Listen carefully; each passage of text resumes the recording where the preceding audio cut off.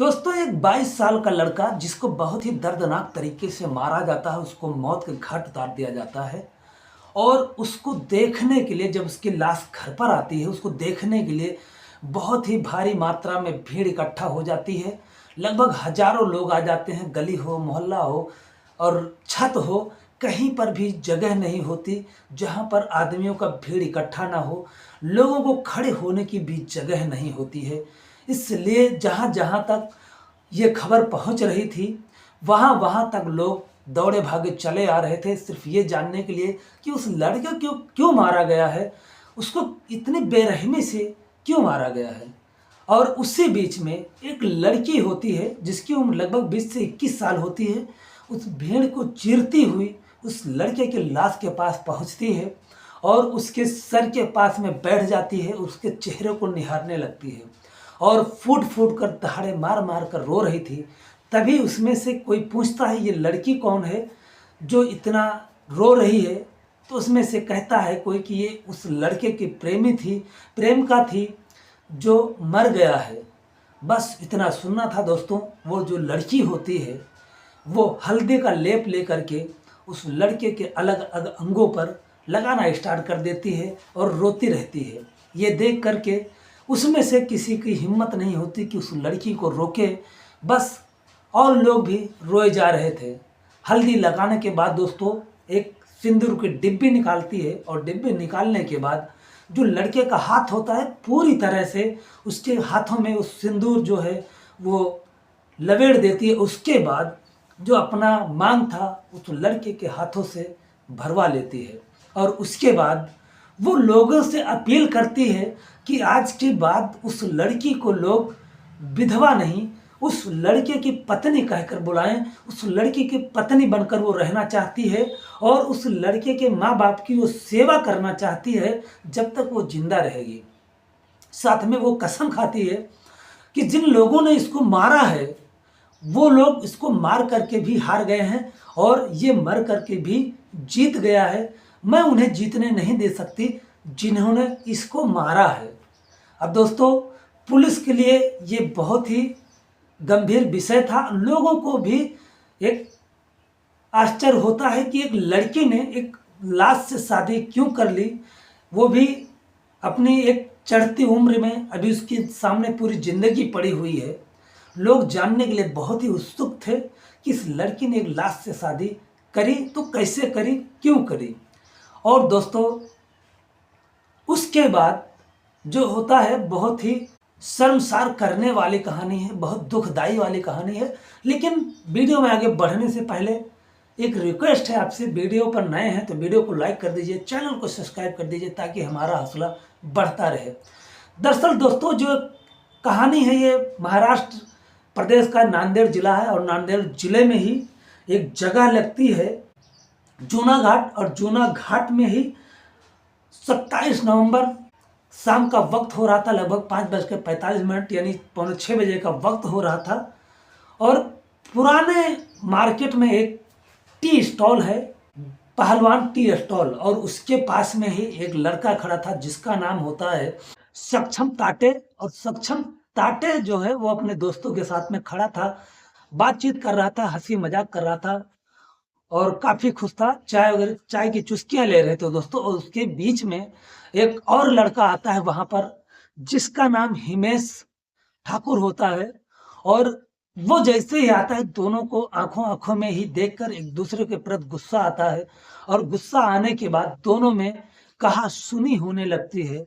और इस बीच जो सक्षम के दो यार दोस्त थे वो सक्षम को वहां से हटाने की कोशिश करते हैं। सक्षम जो था वहां से जाने लगता है, तभी जो हिमेश था वो उसको इस तरह से उकसाता है कि सक्षम अपने आप को रोक नहीं पाता। वो वापस आकर के और फिर हिमेश से भिड़ जाता है और तभी जब मारपीट होना स्टार्ट होता है तभी जो सक्षम के यार दोस्त थे वो वहां से भाग जाते हैं। लेकिन जो हिमेश था दोस्तों वो अकेला नहीं था, उसके साथ और कई लोग थे जो कि पीछे साइड में थे।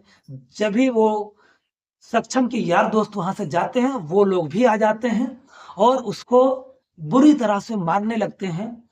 और इस बीच में एक गोली चलने की आवाज आती है। जैसे ही गोली चलने की आवाज आती है, पूरे उस जगह पर सन्नाटा पसर जाता है। गोली जो है वो सक्षम के सीने में लगती है और सीने में लगते ही उसके सीने को छलनी कर देती है। सक्षम जो था वो वहीं पर गिर जाता है, लेकिन जो मारने वाले लोग थे उनका गुस्सा अभी भी शांत नहीं हुआ था। वो पास में वहीं एक पत्थर पड़ा हुआ था, उस पत्थर को उठा करके उसके चेहरे पर दे दनादन मारे जा रहे थे। उसके चेहरे पर इतना वार करते हैं, उसके सीने पर इतना वार करते हैं कि उसकी मौत जगह पर ही हो जाती है। इतने में किसी ने पुलिस को कॉल कर दिया था। पुलिस जब मौके पर पहुंचती है तो जितने आरोपी थे वो वहां से फरार हो जाते हैं और जो सक्षम के यार दोस्त थे वो सक्षम के घर पर जाकर ये सूचना देते हैं। सक्षम के घर वाले वहां से भागते हुए आते हैं और मौके पर जब पहुंचते हैं तो सक्षम मरा पड़ा था। तुरंत लोग रोने बिलखना स्टार्ट कर देते हैं और उनके पास और कोई रास्ता नहीं था। पुलिस जो है वो शव को कब्जे में लेती है, पोस्टमार्टम के लिए भेजती है। सक्षम के जो घर वाले थे वो पुलिस से डिमांड करते हैं, मांग करते हैं कि जो आरोपी हैं उनको तुरंत पकड़ा जाए, तत्काल उनको हिरासत में लिया जाए और तभी हम लोग अपने बेटे का अंतिम संस्कार करेंगे। सक्षम की जो माँ होती है, संगीता नाम होता है, वो पुलिस को एक तहरीर देती है कि किन लोगों ने उसके बेटे को मारा है और पुलिस जो सक्षम की माँ होती है संगीता देवी, उसके तहरीर के आधार पर पुलिस जो है वो 6 लोगों को गिरफ्तार करती है। इधर दोस्तों 28 नवंबर के दिन जब सक्षम की बॉडी घर पर लाई जाती है तो इतनी भारी मात्रा में भीड़ का जमावड़ा होता है। कम से कम हजारों लोग वहां पर इकट्ठा हो जाते हैं उसके अंतिम दर्शन के लिए कि वहां पर खड़े होने की जगह नहीं होती है। और उस भीड़ के बीच में एक लड़की आती है जिसका नाम आंचल होता है। वो आती है और सक्षम के शरीर पर वो अपने हाथ में एक थाली लेकर आती है जिसमें हल्दी और सिंदूर होता है और उससे सक्षम के हाथों से अपना मांग भरवा लेती है और कसम खाती है कि जिसने भी इसको मारा है उसे मैं जीतने नहीं दूंगी और आज के बाद मैं सक्षम की पत्नी बनकर रहूंगी और सक्षम के माता पिता की सेवा करूंगी जब तक मैं जिंदा हूं। दरअसल दोस्तों जब पुलिस वाले इस मामले की तहकीकात करते हैं और जिन 5-6 लोगों को गिरफ्तार किया था तो वो कोई और नहीं, वो लड़की सक्षम के हाथों से मांग भरवाई थी यानी आंचल, उसका जो भाई होता है हिमेश और उसके पिता और उसका छोटा भाई और हिमेश के जो यार दोस्त थे, जिन लोगों ने ही सक्षम को मारा था। दरअसल दोस्तों जब पुलिस तहकीकात करती है तो पता चलता है आज से पहले सक्षम और हिमेश दोनों ही बहुत जिगरी दोस्त थे। इन दोनों के ऊपर कई आपराधिक मामले दर्ज थे और इन दोनों का काम यही था, चाहे कहीं कोई प्रॉपर्टी खाली करवाना हो, किसी को मारना हो, पीटना हो, धमकाना हो, इनका यही काम था और इन दोनों के ऊपर काफी आपराधिक मामले दर्ज थे। यानी और जो हिमेश था उसके पिता के खिलाफ भी काफी आपराधिक मामले दर्ज थे। ये दोनों एक दूसरे के जिगरी दोस्त होते हैं। सक्षम का आना जाना हिमेश के घर था, हिमेश का घर आना जाना सक्षम के घर पे था। हिमेश की एक बहन होती है जिसका नाम आंचल होता है और इन दोनों का आपस में ही प्रेम संबंध बन जाता है। ये दोनों एक दूसरे से शादी करना चाहते हैं और जो आंचल होती है वो अपने घर पर जब सक्षम के बारे में बात करती है तो सक्षम के घर वाले, आंचल के घर वाले जो होते हैं वो मना कर देते हैं कि उससे तुम अपना कोई संबंध नहीं रखना और जो इधर हिमेश होता है वो भी मना कर देता है अपनी बहन को कि उससे कोई संबंध नहीं रखना, वो सिर्फ मेरा दोस्त है, इससे ज्यादा कुछ नहीं। इधर जो सक्षम था वो भी अपने घर पे बातचीत करता है कि मैं उसके बिना नहीं रह सकता। वो दोनों एक दूसरे के साथ जीने मरने की कस्में खाते हैं, लेकिन मीडिया खबरों के द्वारा जो बताई गई बातें हैं, जो हिमेश था वो ऊंची बिरादरी से था और जो सक्षम था वो दलित परिवार से आता था। इसके चलते इन दोनों का जो रिश्ता था वो सक्षम के घर वाले तो मानने को तैयार थे, लेकिन जो आंचल के घर वाले थे वो मानने को तैयार नहीं थे। इस बीच में एक आपराधिक मामले में जो सक्षम था वो जेल चला जाता है, और जेल से छूटने के बाद जब आता है तो आंचल जो है वो जाकर के कोर्ट में कोर्ट मैरिज कर लेती है, और यह बात जो है वो हिमेश को पता चल जाती है। और इसी को लेकर के 27 नवंबर को शाम के 5:45 बजे के करीब इसी बीच इसी बात को लेकर के बहस होती है, और वो बहस इतनी बढ़ जाती है कि सक्षम को वो लोग मौत के घाट उतार देते हैं।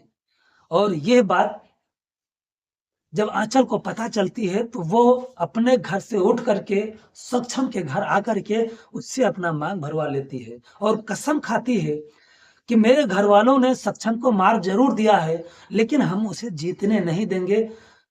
ये मर कर के भी ये जीत गया है, और वो लोग इसको मार करके भी हार जाएंगे, और मैं अब इसके घर पर ही इसकी पत्नी बनकर रहूंगी और इसके घर वालों की सेवा करूंगी।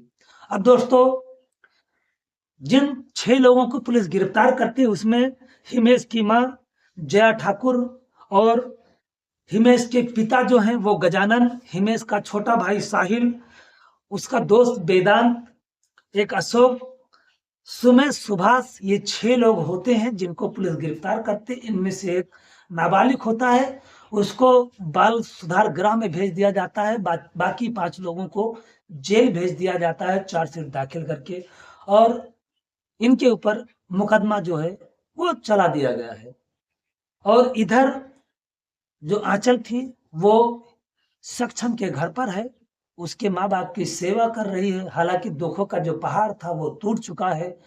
लेकिन दोस्तों, इस कहानी को सुनाने का जो मकसद है मेरा, किसी के दिल को ठेस पहुंचाना नहीं, किसी की भावनाओं को आहत करना नहीं, बस समाज को जागरूक करना कि छोटी छोटी बातों पर इतने आवेश में ना आ जाएं कि अपने परिवार को हुई बर्बादी के राह पर ढकेल दें।